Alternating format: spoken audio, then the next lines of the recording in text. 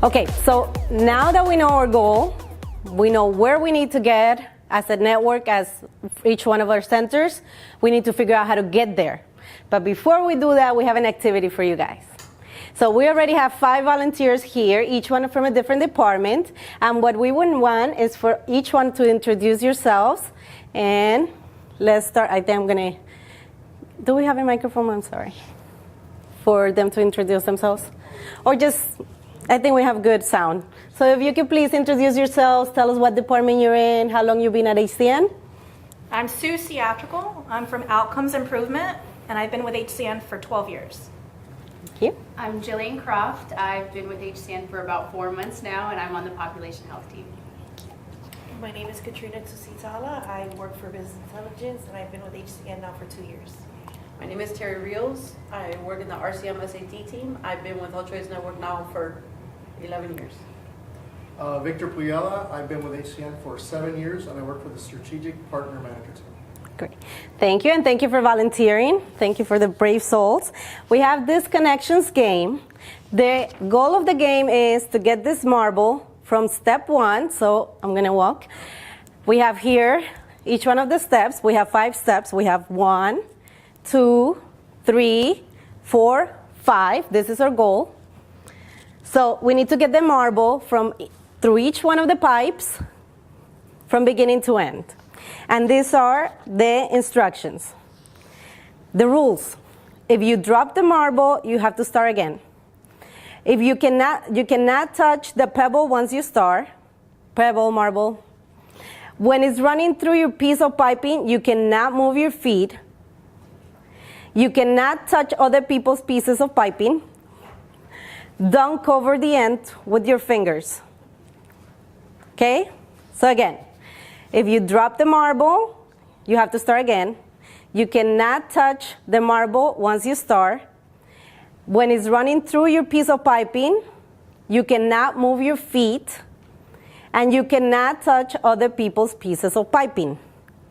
With that said, we're going to give you a few minutes to huddle as a team and come up with your strategy. And you can start whenever you're ready. So here it is. This is your marble. And I'm going to... Wait, does it matter we start over there? So we have step 1. Let's strategize. Yeah. Come close. 1, 2, 3, 4.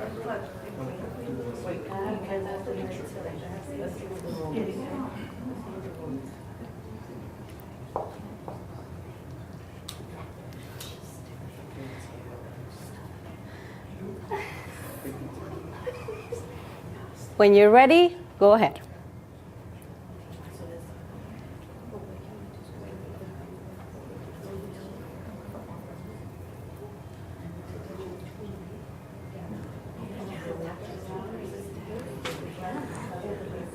Too many thinking heads.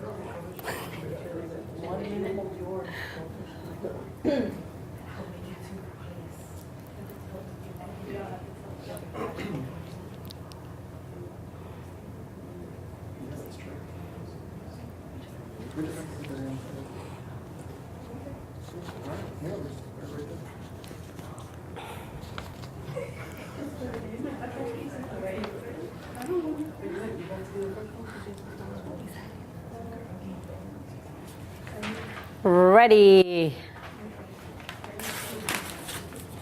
No covering the ends of the pipe.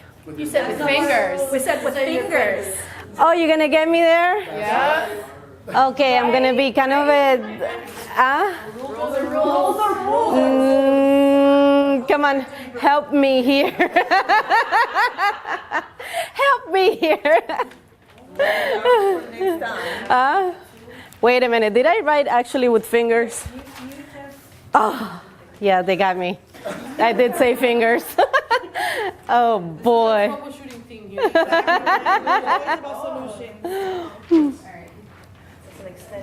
They got me bad.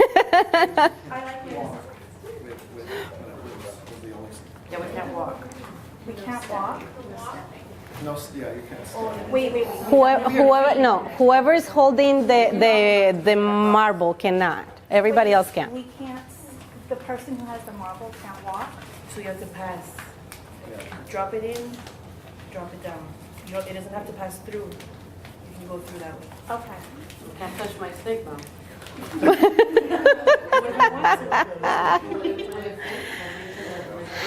No, it's gonna drop. It's like a funnel. I don't know. Okay. All right. Make sure it's tight so we don't have to jiggle it. Remember, you cannot skip any steps. We have 1, 2, 3, 4, 5 steps. Those papers were for another activity? No. They were not prohibited. Thinking outside the box. I'm ready for paper. It looks like it. They're turning the pipes into.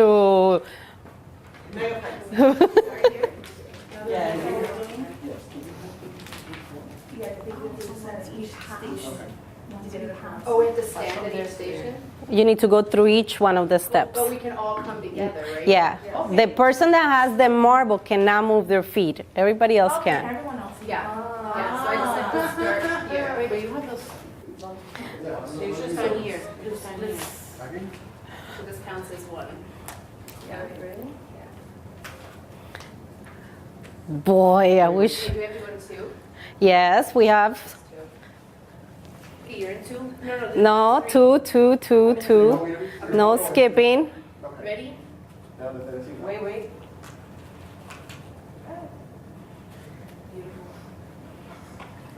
Should I go? Oh yeah, you don't want this thing. Hold on. Let me make this bigger. Round is good. Got it? Do we do it again? We can do it again. You have one more step to go. Can you do it? No, you're skipping. Oh, yeah. Did you? Excellent. You got it. You got it. Thank you so much. We have to change the rules for the next game. You guys got me there. So, workflow process analysis. Like I said, Brian was very clear on what the goal is as our network, which is? Thank you. If nothing else, let's keep that in mind. The goal is quality, doing the right thing at the right time for the right patient. We're going to go over some information about process analysis and redesign. We're going to pinpoint some of the front desk process analysis and clinical process, computerized practitioner order entry, clinical decision support system. And we're going to not deep dig into the UDS workflows, but we're just going to pinpoint and highlight some of the important pieces of workflow when it comes to UDS. So what makes process analysis? I am actually stunned. We've been doing this activity in every center that we've gone through. And just to give you a little bit of feedback on the activity is, you give the goal, which is dropping the marble in the bucket. You let them try once or twice. And then you tell them, okay, now, most of the time they fail once or twice or 3 times. We let them do it a couple of times. And then we go into the team and we say, okay, now use anything available to you. Use any of the resources available to you. What is interesting about the team that we had here in front was 2 things. First of all, you took longer doing the analysis before you jump into doing the step-by-step. And second, you went straight into looking at the resources that you had available. You didn't need me to tell you, look to see what else is available for you that you can do in process analysis. So that to me is very interesting. We have some thinking heads and we already have this. We're a step ahead of process analysis. What is process analysis? Process analysis is understanding each one of the processes from beginning to end, from step 1 to step 2 to step 3, 4, 5, without skipping any of the steps. Okay? And when we're talking about process analysis, we know the steps. We need to know exactly what's one after the other. What can be done parallel versus sequential. What does it mean? Can I register 2 or 3 people at the same time? Yes. If you have three registration desks available to you, yes, you can do that. Can you run vitals and do registration for a patient at the same time? No.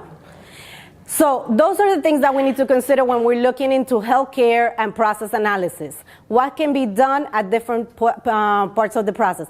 Also, who can perform the steps? In healthcare, each person has a specific set of skills to perform each step.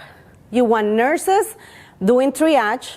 You want front desk people getting all the data information that is required for demographics. You want doctors doing the diagnostics. You have the skills. You need to make sure that the person with the right skills is performing the right step. Another thing that you need to look into when you're considering process analysis is, where are they being performed? Can you triage a patient in a waiting area? No. Can you register a patient in a waiting area? So we've seen it. You say possibly, but we're talking, remember, about security and patient information. So that's not recommended. So we also need to look into location. Where are the steps being performed? Second, do you have the tools for each one of the steps? One of the things that I've been recommending when I go about and talking about referrals is every referral coordinator should have 2 screens. It seems simple, but it's very important. Why? Because they spend a lot of time on the phone waiting for the insurances to answer. While they're in that waiting time, they could be making calls. They could be working other orders. So just simple tools.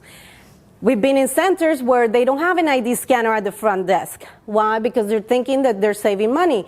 But when it comes to then when they're billing, you don't have the ID, you don't have the insurance card, then you have to scan it, you have to image.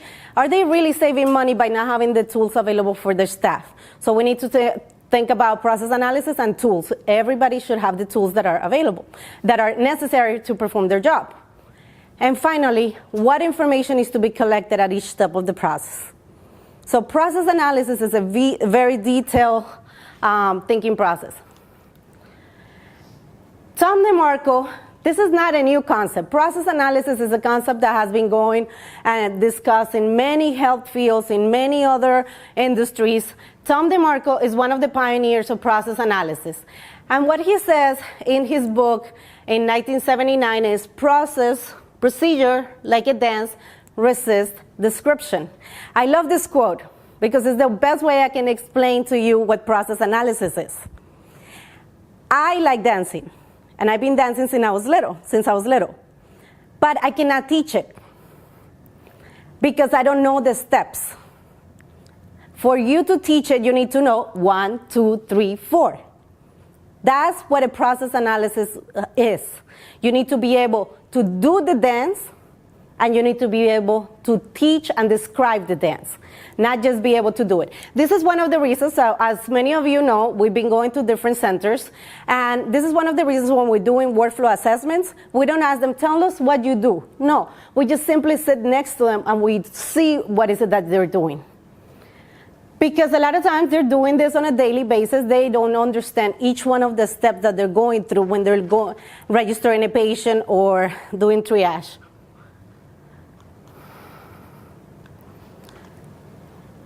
Once we have the process analysis in place, once we are able to determine what is needed in the process from beginning to end, and we need to do the redesign. And we all, as a network, are responsible for this piece. We need to come up and we need to be able to understand the processes in each one of the things that we are giving to our centers. The referral process, the scheduling process, the registration process. Within a patient appointment, there's a lot of processes that go into it. So that is process analysis, understanding in detail.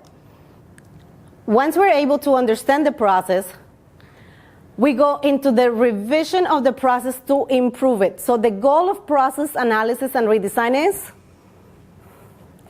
to improve the process. We all heard if it ain't broken, okay, there you go. So, in a lot of systems, when we're talking about process redesign, a lot of people think that when you're going and doing a workflow assessment, you're going there to change the entire flow. And sometimes that's not required. Sometimes the only gaps and revisions that you need to do is one or two things that you need to do differently.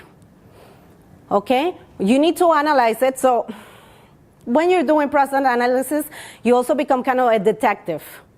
You need to figure out how is it that the centers are getting there. I'm going to tell you one of the examples. It took me sitting with a couple of people to figure out how is it that they were getting referral results without an order in the system, without any information in the system, anything. So we were perplexed. What is going on? And then we realized through investigation and sitting down with every one of the referral coordinators that this was happening for only one doctor. Well, after we went to the MA, we go to the doctor. What was actually happening is that the doctor was just printing out the referral letter. That's all he was doing, the correspondence letter. He wanted the patient to leave with that letter. So there was no order entered, there was nothing entered, there was just a letter. So all of you are process analysis experts. We are all here understanding the different processes. And just think, if nothing is being recorded in the system, is it really happening?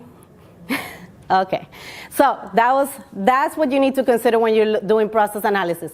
Once you figure out where the gap is, or what's missing, or what is it that could be improved, because the goal is to improve the system, the process, then we do the revision of the process and the process redesign. Choreographing a new dance. In order for you to do the redesign, for you to be able to do the redesign, there's some skills that are required for people that want to attempt to do this. One of the first skills is you need to know the organization. And that's one of the reasons why we have been visiting all of our centers. Every center has a different patient population. Every center has a different culture. Even time changes, climate. There's so many things that affect how each one of the centers works that you need to know the organization. I'm going to keep coming a little bit back into our examples on the referral process because it's one of the major challenges that our centers have. For some centers, it works that the front desk prints out the referral summary and gives the information to the patient, and the patient does their own appointments. It works for them. Do we change it? Do we not? Some centers don't. The referral coordinator doesn't even look at the patient. They send the referral information via mail. It works for them. Some centers, they don't let the patient go without making the appointment for the patient right then and there. So the question is it working for that particular center? That's why it's so hard to put a standardized process in place if you don't know the organization. So if we're gonna attempt process analysis and process redesign, first thing we need to do is know our organizations, know our centers. And in that sense, when we go and we do the presentation, we always say that's why we're here, to get to know your center. The second thing that you need to know is know the clinical workflows. And that's where Brian, Wendy, Lori, all of us come in. We know the workflows. We know what is required for you to achieve your goal, to achieve quality. So we bring our expertise at that part. And the third skill that you need in order to do process redesign is know the technology. And all of you in this room know the technology. And it's a team effort to do a process redesign. So know that you need to have those three skills before attempting to change a workflow in any place. And when I talk about workflow, I don't mean huge workflows. It could be just the referral, it could be just the scheduling, it could be just the front desk. Know the organization, know what is required in the clinical workflow, and know the technology. And then we can do an attempt to choreograph a new dance. Brian mentioned this a couple of times. We have an author. Like I said, this is not process analysis is not a new concept. John Gall wrote a book called Systematics in 1970. And he said, systems run best when designed to run downhill. This doesn't mean much to you right now. Let me explain what it means for a process to go downhill. One of the professors, when they were teaching about process analysis, they mentioned this example. In Penn State University, whenever they built a new building, they left the landscape open. They let the students walk around, go from building to building, because who's going to find the fastest way to go from building to building? But a student that is running late, correct? We've all been there. We've all been to college. We'll figure it out the fastest way to go. So what they do is they leave the landscape open. They let the students use the different opening areas. And then the landscapers and the architects come back and they say, okay, this path is worn out. Let's see if it works. This path is worn out. That's why this might not make sense to you. It makes sense to Penn State University. Okay? When you come here and they figure out, okay, that path from this building to this building works for the students, not only that, they check to see if it's safe. If the students are using a path that is not safe for them, they find a way to put something in between so that the students have to use other routes. So it needs to be safe. Once they figure out that the path that the students are actually using is safe, then they pave it. That's how they make their design. What are they doing? They're taking the input from the end user to create a process that works downhill. The downhill process is the one that is the fastest, the most effective, the less costly, and most importantly, safer. It needs to be safe for it to work. Another example of the downhill design is something that a clever person thought of in the intensive care units, where we have patients that that are in ventilators, that in order for them to breathe correctly, they need to be at a 30-degree angle. But if you have been in a hospital, you know that they don't have the time to be trying to figure out what 30 degrees is, correct? They just need to transfer that patient right away. Well, the clever mind thought of the downhill design and put a red tape when it met the 30-degree angle, and if it matches, then the staff, the nurses, whoever is attending to that patient knows that just by matching the red tape on the top and the bottom, they already have the 30-degree angle. They made it easy for the end user to do this. The science that came into this, into understanding that a patient in a ventilator breathes better at a 30-degree angle, took place in the background. Then they made it easy for the end user to come up with this idea. Okay? That is what we need to figure out as a network for our centers. The downhill design. What it's easy for the end users to do, what it's safe, what is effective, and less costly.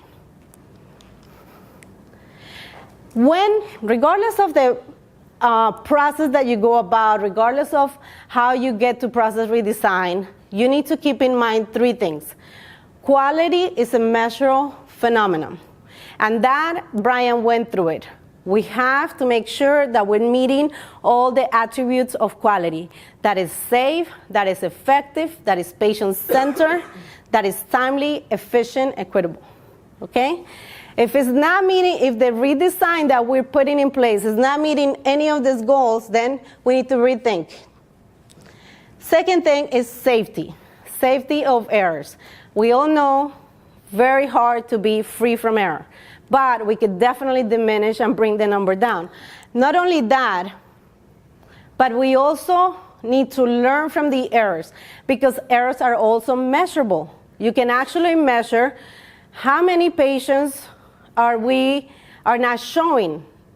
You know, there's something, if our no-show rate is really high, then we need to reconsider, what is it that we're doing wrong? Are we not calling to confirm appointments? Are we not giving the patient the right time for their appointments? Those are things that you need to consider when you're doing process redesign. And last but most important, and where a lot of centers are lacking and a lot of organizations are lacking, is accountability.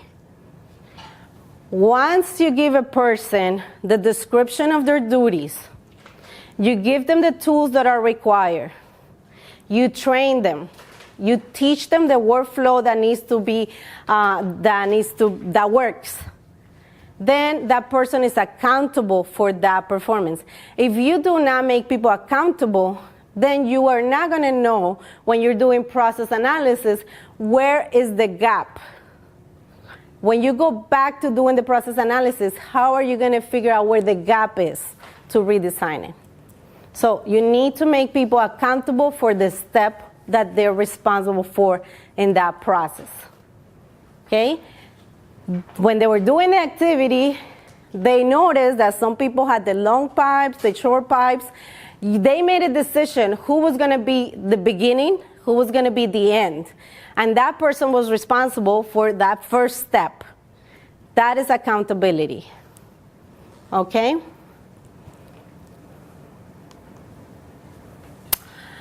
When it comes to process analysis and redesign, there is a plan, do, study, act worksheet that has been utilized by a lot of health systems and a lot of processes. The way this worksheet works, and you need to do that one sheet per test. So when you're considering redesigning a process, you come and you use one of these worksheets, and the first thing that you do is you plan. So actually, before that, we did the process analysis, correct? So we do the process analysis and we said, I believe it would be best for you if you start having your nurse triage your patients in the back room and not in the waiting area. We actually did that for some centers, okay? We plan it, we discuss it, we see the pros and cons, and then we do it. We put it in place. You try it out. In an ideal scenario, you try it out in a small group, in a small location, in a place that you can actually measure the change. Okay? You try it out, you see what works, you see what doesn't work. A lot of times when you actually put it in place, you come up with new ideas and new implementations. And once you have this information, you go back to the board and you analyze it. What worked? What didn't work? What can we do different? You do the study, you analyze it, you summarize what you have learned. Once you've done this several times, and I could tell you we're going to be doing this type of worksheets for a long time, once we figure out what actually works, you standardize it. You make it so that everybody knows the workflow that works. How do you do it? You train it. When you bring in new staff, you make sure they know the workflow that works. If they know the workflow that works, they're responsible then, and they're accountable for following it. I will tell you something. If you come up with a process redesign that doesn't work for the end user, they will figure out other ways to do it.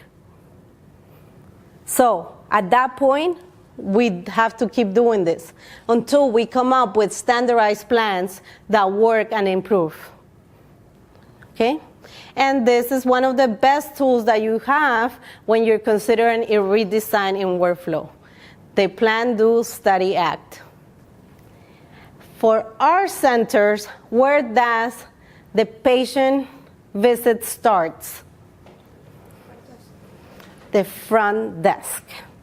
And something that happens in a lot of centers, not only our centers, but a lot of doctor's appointments, and all of us are patients, is that they underestimate this person.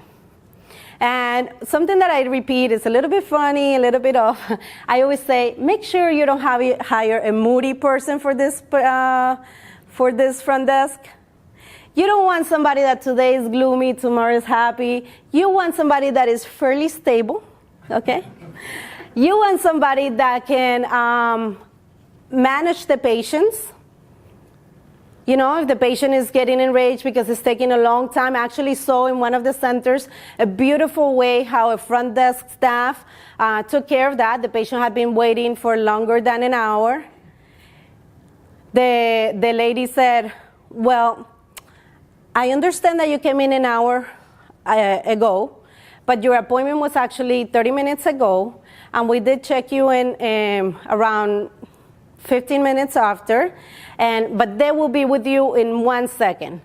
The explanation, she didn't disregard the patient. She went in and she explained to the patient what was happening. She was able to manage that situation. That is the skills that you need at the front desk.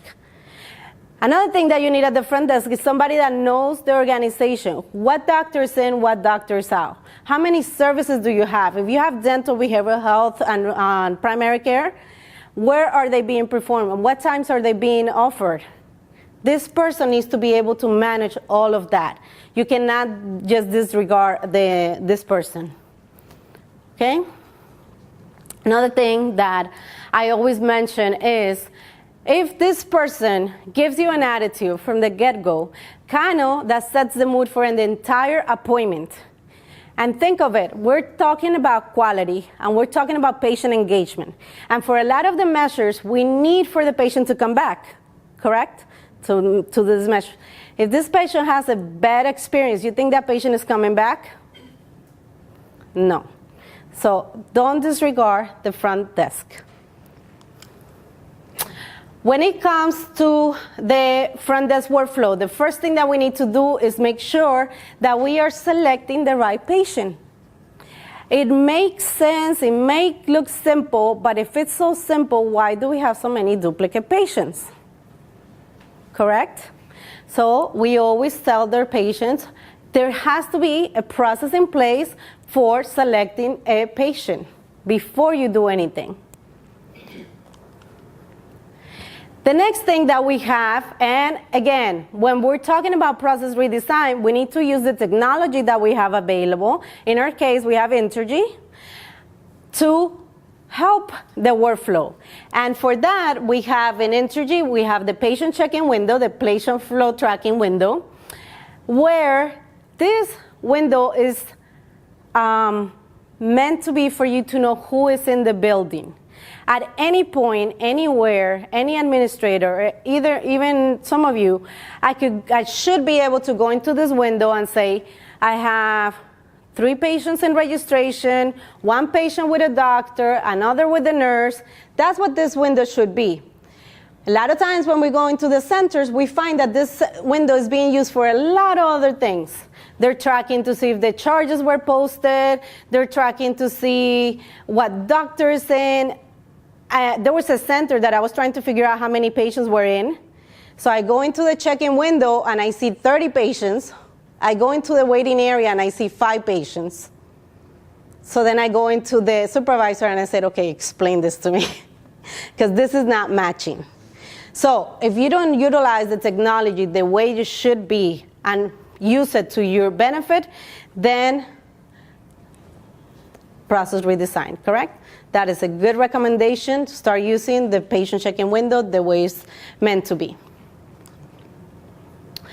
Then, when we're doing the workflows, we're also making sure, remember our goal is quality. And a lot of the information in demographics is captured during registration. So we need to make sure that they're touching every one of the fields that needs to be updated during the registration process. I always stay a little bit longer in this window because everything that is in this window is reportable. And what happens a lot of times is the centers update the top portion, as you see, and they have the sliding fee up to date most of the time, or they think that the patient was here a few months ago, they don't need to update it. But they disregard this piece here, the special population. And they disregard that the fact is that this is counted as per the last appointment. Am I correct? Sue, you can correct me whenever you need. And what happens? This is not updated on a regular basis. We actually implemented a workflow, a new workflow at a center, and it's just one day of having the staff updating this information, we captured like 3 or 4 veterans and a few more patients that were disabled. Just in one day of having the staff update this portion, which this disregarded a lot of times. Okay? So we make sure that they're updating all of this. Oh, but do I have to update everything? Yes, you have to update everything. Why? We're quality funding. We need to meet our measures. Okay? Consent. Again, this is disregarded a lot of times. What is not understood by a lot of front desk, because you need to include everybody when you're talking about workflow, is they're just telling them, make sure you have a consent. They're not telling them that if there's a consent in place, consent to treat the patient, everything that the doctor, the nurses, everybody is doing during that appointment, you're doing it for free. If you don't have a consent to treat for that patient, you can't be even attending to that patient. Okay? Explain why these are needed to the front desk. We need to make sure that this is being updated. Once we're done with the entire workflow at the front desk, we move to the clinical process. And something that even here it's important to emphasize is we need to make sure that the patient is not called into the back until the patient is checked in. A lot of nurses are in a hurry to get the patient in the triage area. A lot of doctors are in a hurry to get the patients moving. They need to understand that if the front desk is not done capturing all the data that is required, we are not meeting our measures. And we move on to the clinical support staff to do their piece. I almost went in front. So yes, thank you, Sandra. A couple of things. So when Sandra was talking about the bench to bedside, it's interesting how a lot of these concepts kind of all have the same definitions when we talk about quality. Remember the definitions when I went over the definition by the Institute of Medicine and right, AHRQ, she was going over a bench to bedside process, which you've looked at. If you look that up, it is an actual concept based on those 3 items, right? Quality, right? Accountability. What was the other one? Were you guys looking at safety? So if you think about it, a lot of these things tie together when we talk about workflows. And for those of you that are just joining us here and trying to maybe put the pieces together, the presentation is actually designed for you to actually spend 6 hours in terms of getting a full effect, because each presentation actually works together with one another. So I just want to make sure that you guys are not really losing focus in terms of a lot of things that we're talking about here. But yes, that downhill design, the purpose of that, if you're wondering why we had to look at, someone or think about someone who's actually on a vent and the importance of them being at a 30-degree angle and how that applies to quality, or worn pathways and how that applies to quality. It indeed applies to quality because it's our thinking process, right? And when we're looking at workflows, we need to pay attention to the end user, not just a recommendation from a provider. When we're going in and analyzing forms, when we're developing forms and we're thinking about workflows, we need to take everything into account, not just the clinician. Everyone that's involved with that patient, everyone that touches that patient, when we think about analyzing someone's workflow before we begin to even redesign it. And I love the concept that Sandra went over about Tom DeMarco and being able not just to show me how to dance, but being able to describe it, because that's very important. So this is very high level, by the way. As you can see, what Sandra went over kind of just, right, takes a small little bite in terms of what's being done by the front desk. And you're going to see the same thing here in terms of the clinical processes. Ultimately, yes, they are waiting for that patient before they actually can call that patient back. They do need to see a check mark on that on their schedule. So yeah, they are monitoring the schedule to ensure the patient is ready to be sent back. So we're briefly going to go over these concepts here in terms of verifying your patient, updating some information. As you can see, the information that you see up here is not everything, right? This is not a collective amount of information here.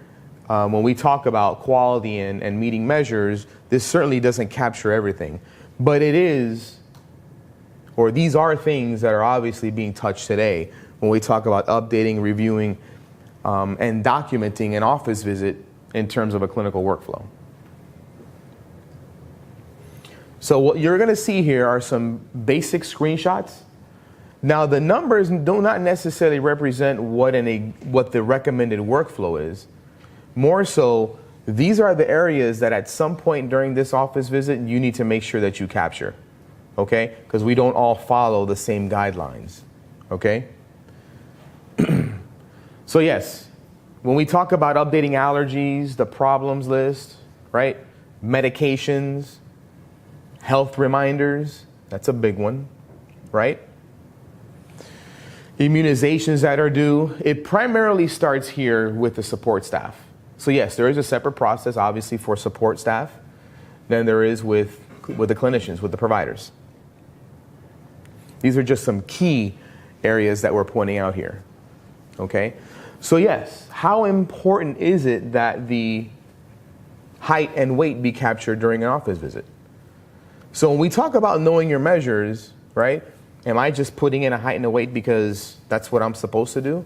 Or do you understand the impact on that when it comes to quality and the importance of education, physical activity, nutrition, right? If your BMI is below 18.5 or above 25, those are the types of things that people need to instill in their heads so that they understand the impact on quality when it comes to quality measures. So yes, we're utilizing the system to make some decisions for us, but again, we still need to understand, just like Sandra mentioned, I started out with knowing your measures. She kind of evolved into knowing your center when it comes to workflows, right? She kind of mentioned knowing who's in the building by using the schedule. I'm going to now take that a little bit further and say, do you know the patient who's in the building? Do you understand why they're there when we talk about huddles, right?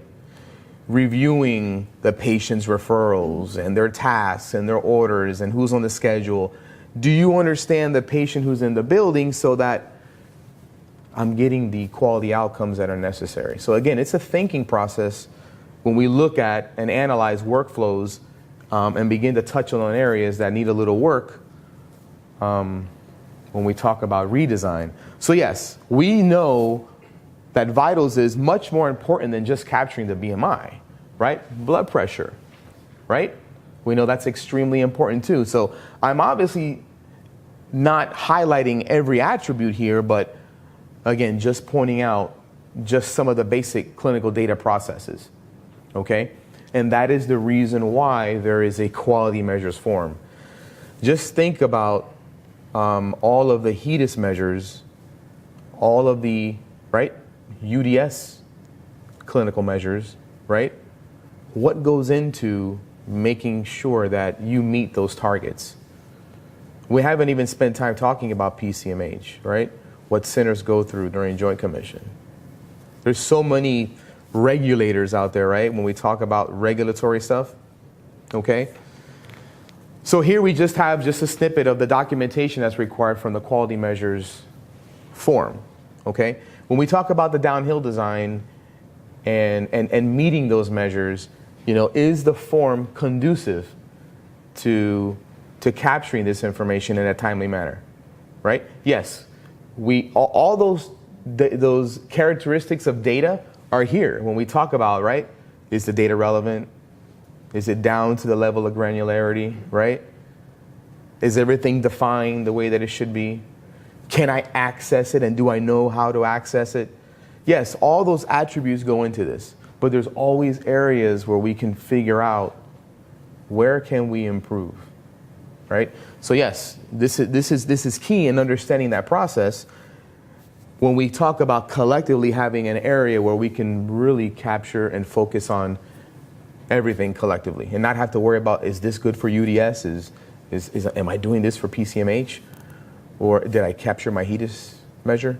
So the intended purpose is there. It's understanding how it's designed to make sure that it's explained in the right way about the thought process going into creating this form. Okay? So here we just have another screenshot. This is actually a screenshot from the clinic team form. And the purpose of the clinic team form there was to create another pathway, okay, a pathway for support staff to work together with quality measures. Okay, so in the clinic team form, you'll notice that you have a lot of similarities aside from just the quality measures form, more so for support staff.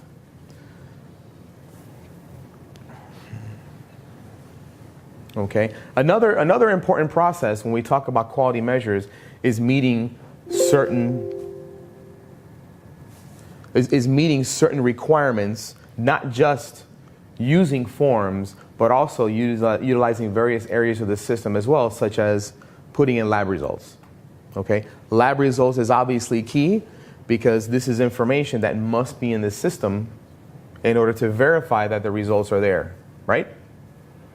In addition to that, to have the system make decisions for us when we're using predictive order management, or whenever you want to leverage the systems when you want to track and trend things. It's very important because it impacts quality.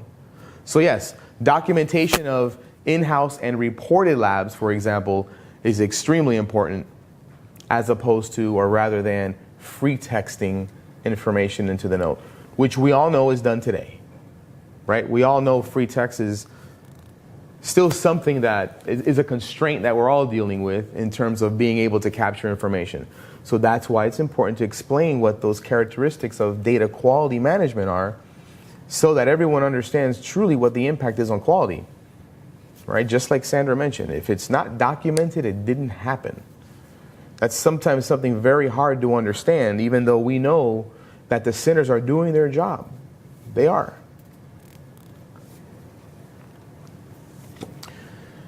Once the clinical support staff prepares the patient, right, they always come back here and they do what? They update the flow tracking. So just like Sandra mentioned, understanding where the patient is within the building is extremely important when it comes to their safety, when it comes to knowing how long they've been in a particular event. In this case, the patient's been put in exam room 1, so I can now track and be able to determine where the patient is at that particular point in time. So obviously we've skipped a lot of steps here, okay? But when the provider is ready to see the patient, again, the provider obviously has now steps that he must follow. But unless those steps have been documented, right? Those guidelines are somewhere where I could actually understand how to use the technology in a meaningful way, I'll probably be able to figure this out. But I will have no idea what to do when I'm looking at these health reminders, or what to do when I get to the predictive order management tab. So it's very important not just to understand the process, right? But be able to explain that dance, right? Be able to go through something step by step.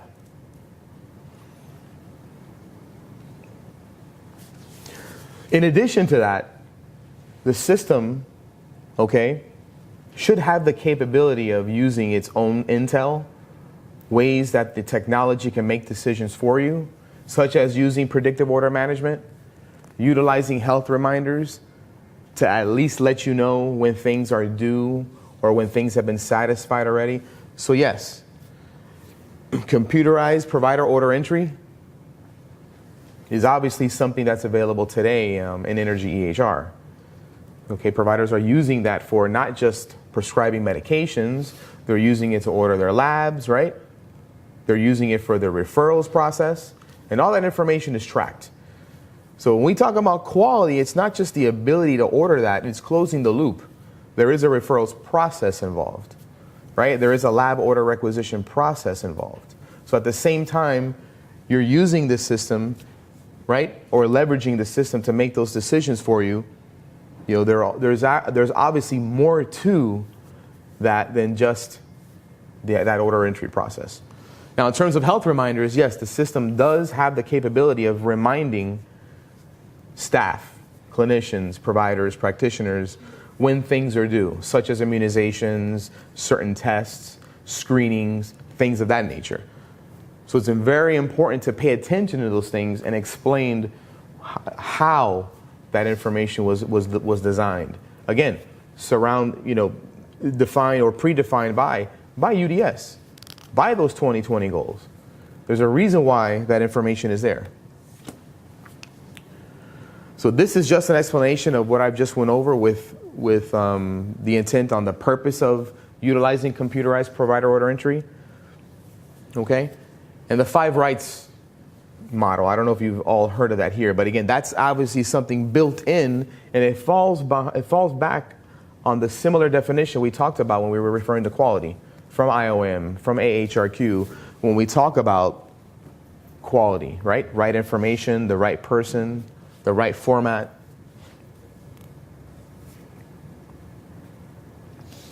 So when the provider process begins, again, this is really not in any particular order, but one of the things that is obviously extremely important is utilizing health reminders.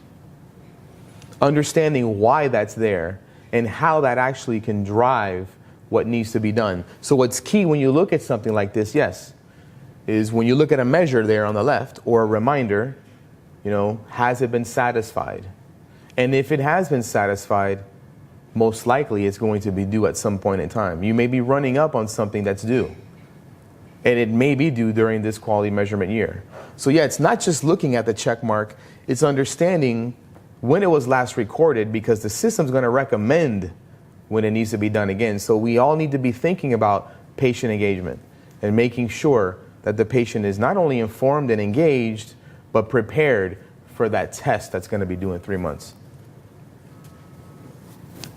So yes, reviewing health reminders is extremely important, just as updating clinical history is.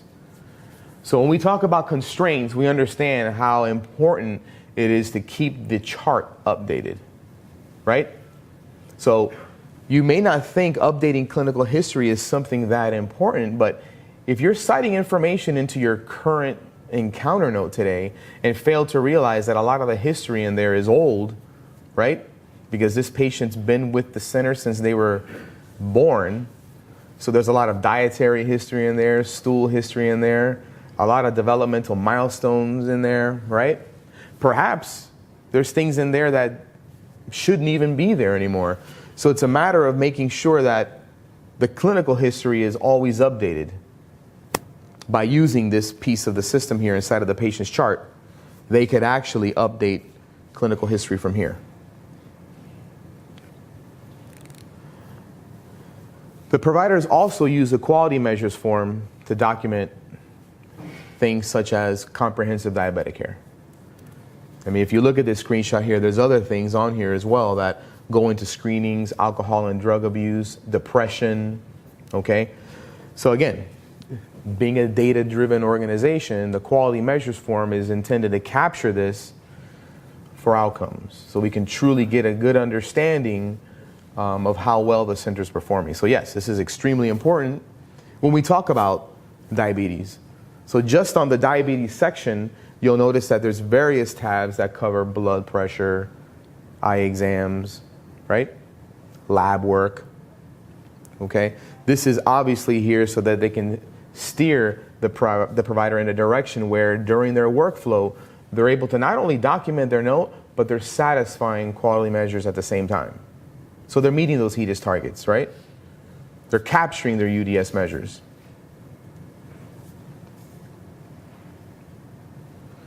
Falls risk, again, falls risk. This is a 2-part falls risk, but again, this is really just showing you in the quality measures form, for those of you who have never seen this form, the real purpose behind this is so that we have the outcomes that we need. Understanding how the forms are designed, though, is a totally different discussion. And that's why it's important to understand workflows and ways that we can improve, perhaps maybe just moving a tab, right? Perhaps just seeing how folks are documenting out there in terms of doing things in a timely manner, okay? They certainly have everything they need in one form, but there's definitely some level of familiarity that's required when working with these forms. So I know Sandra mentioned, testing and working things out in a small subset, like a small pilot site. Those are obviously things that are being talked about when rolling out things that really impact regulatory items. So here again, we're talking about predictive order management. I know we've mentioned this earlier, and this is an area that you can really leverage the system to begin to actually speed up the process when it comes to making certain clinical decisions. So this is definitely an area that helps out the providers, because on one screen they're able to do so much. Not just write a prescription and order a lab and drop their visit code. They could actually see procedures, right, tied to clinical findings as they were documenting in the note. That's the real reason why there's a push to use predictive order management, because you could actually look here and see that there were procedures documented in the encounter note. Many times these are going to be quality measures. Many times these are going to be performance measures, things that are being reported on. So yes, once the doctor has documented, anything in there that's tied to a procedure code is going to show up here, which is really nice about using predictive order management. Yes, they're able to prescribe medication. They're able to order referrals, lab work, procedures. In addition to that, most likely what they're going to find here is the visit code associated with that office visit. So they don't have to go searching using an electronic encounter. They don't have to go searching to the referrals tab to find a referral, right? Or to the lab favorites tab to order a lab. Most of the time, because again, it's driven by diagnosis. So by that diagnosis, the system can make decisions and say, okay, based on this diagnosis, I noticed that the practice utilizes this medication most of the time, utilizes this lab order most of the time. At the same time, could tell you what E&M code to use. Last but not least, down here, you notice how there's updating problems highlighted here. This is a key area for providers to go in and keep their problems list up to date, manage their clinical history as well. So yes, they can do it from the chart, and you could also do it here from predictive order management.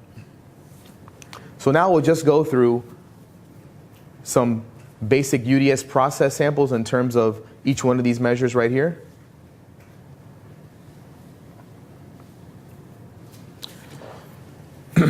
So in terms of Table 6B for cervical cancer, Pap smear results in lab flow sheet from lab information via electronic labs or a manually entered result. The key thing to remember here, there's a lot of things going on when you're using the forms, right? There's updating of health reminders. There's making sure that the cervical cancer screening is properly up to date. So yes, you're doing various things, not just documenting in the note, but also making sure that the result is in the system, right? Many centers have electronic labs. So yes, a lab that's resulted electronically automatically comes into the note, and anything reported must also be reported manually using the lab result entry module inside of Energy. So it's important not just to document it, but to make sure that the result is in the system, right? So here on the forms, you can see here where they can quickly go into the quality measures form and document the date of the screening. In this case, cervical cancer, okay?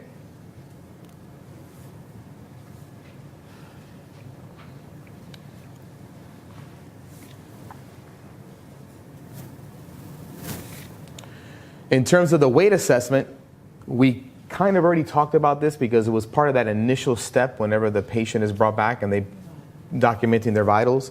So as you can see here, okay, the BMI percentile is automatically being calculated by that entry, right? By the height and the weight. That information is already in the note. And based on that result, just like blood pressure. Based on that result, the system will trigger health reminders throughout the office visit. So yes, health reminders is an area that you not only start with, it's something that you use throughout the office visit in terms of making sure that we're meeting those other health reminders and those other clinical quality measures. Now, in terms of exclusions, you'll notice that there's certain measures that have exclusions that might apply in terms of not being able to capture BMI. Okay? Medically, some patients can't get their BMI. Some centers aren't equipped with the technology to get BMI. For example, if a patient is in a wheelchair, okay, or for instance, someone a pregnant patient. In any event, certain exclusions do apply to various measures, and again, it goes back to understanding: do you know what those exclusions are, and do you know how that works? Am I properly using this exclusion in the right way? Right? If you don't want a patient to be counted for a certain measure, you need to understand what those exclusions are. Preventive care and screening, again, there's actually two. There's actually one on the PEDS tab, and there's actually another one on the family practice side as well in terms of documenting BMI.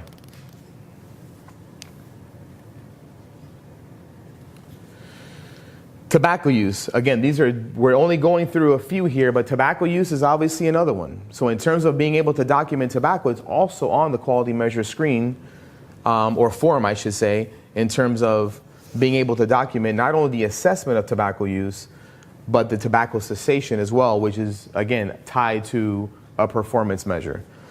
So a lot of times the question is why am I using a form and having to drop the charge?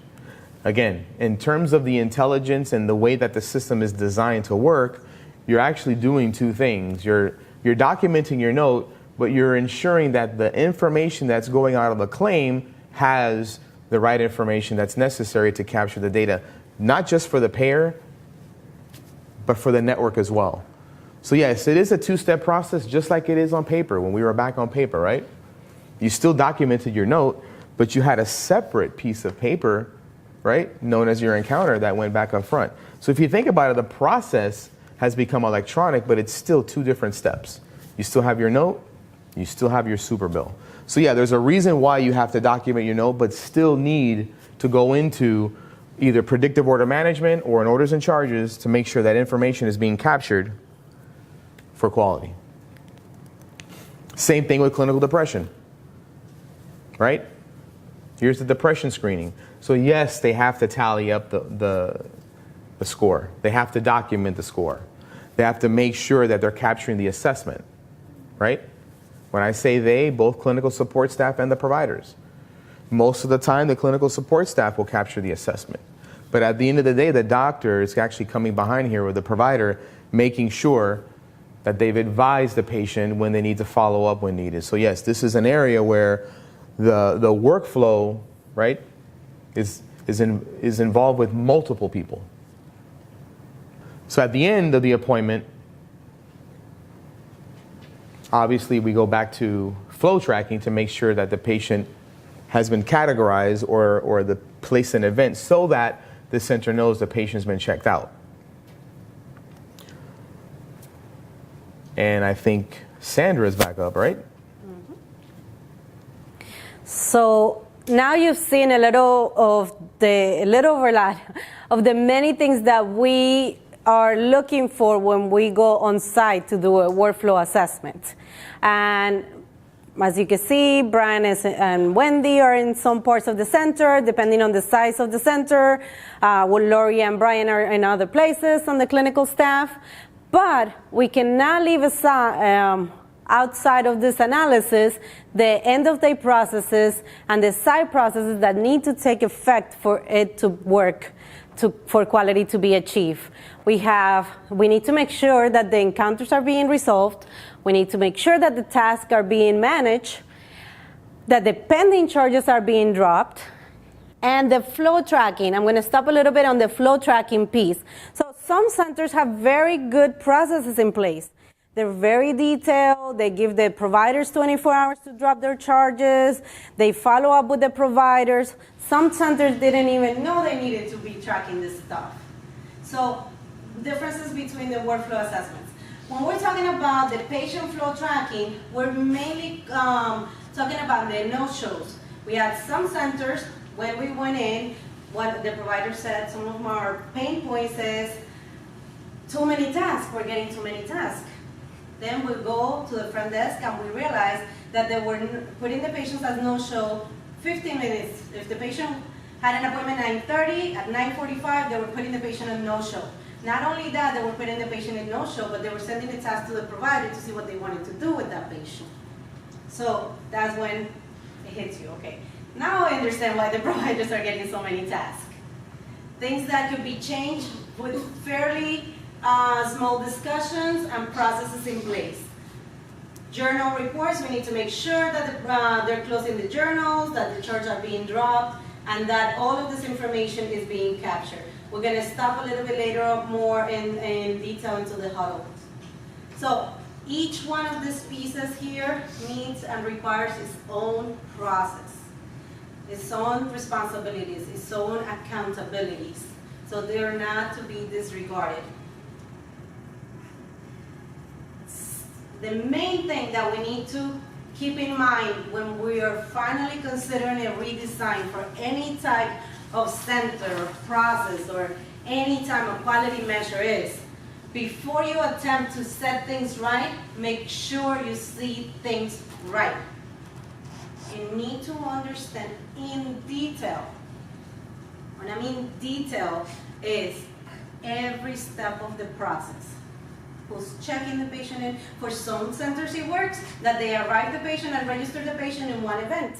For some centers they need 2 or 3 different events for the patient to get to the check-in process.